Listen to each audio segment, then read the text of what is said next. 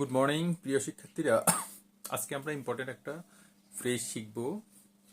ফ্রেজটির নাম হচ্ছে give a big hand. আসলে এই ফ্রেজটি একটা ফিক্সড ফ্রেজ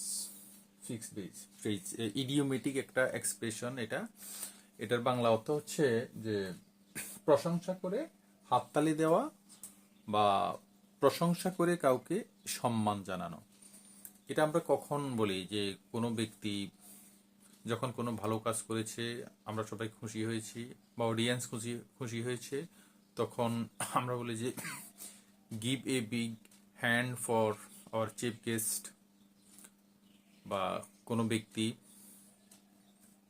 কোনো একটা টিম, এইসব ক্ষেত্রে আমরা ফ্রেজটা ব্যবহার করি। যেমন এখানে কয়েকটা উদাহরণ দেওয়া আছে, যেমন please give a big hand to our chief guest. এটা কোনো ইভেন্টে, যে কোনো ইভেন্টে আমরা এই ফ্রেজটা ব্যবহার করতে পারি। Please give a big hand to our chief guest. প্রধান অতিথিকে প্রশংসা করে এই ফ্রেজটা ব্যবহার করা হয়।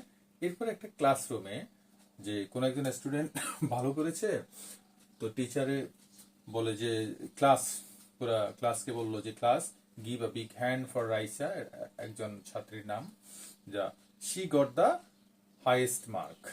সবার মধ্যে যে একজন স্টুডেন্ট রাইসা, সে ভালো মার্কস পেয়েছে, সেজন্য যে টিচারে বললো যে class give a big hand for Raisa, she got the highest mark.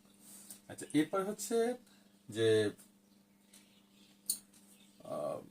কোনো মোটিভেশনাল স্পিকার, তিনি তার স্পিচটা দেওয়ার আগে যে এই কথাটা বলতে পারেন যে ladies and gentleman, before I start, let's give a big hand for the organisers of this event.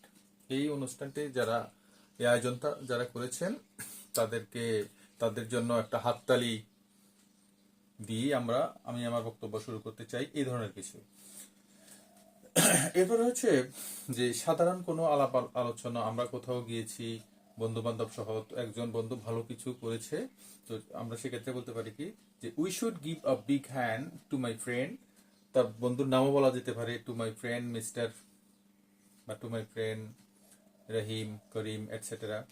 He helped us A lot today. তাহলে প্রশংসাটা কেন দেব? যে সে ভালো কিছু একটা করেছে, মানে কোনো অ্যাক্টিভিটিস, কোনো ব্যক্তির, কোনো প্রতিষ্ঠানের, কোনো টিমের আউটস্ট্যান্ডিং সাফল্য, আমরা যখন খুশি হই, মানুষ যখন খুশি হয়, তখন আমরা এই ফ্রেজটা আমরা ব্যবহার করি, গিভ আ বিগ হ্যান্ড। আশা করি তোমরা বুঝতে পেরেছো। Thank you.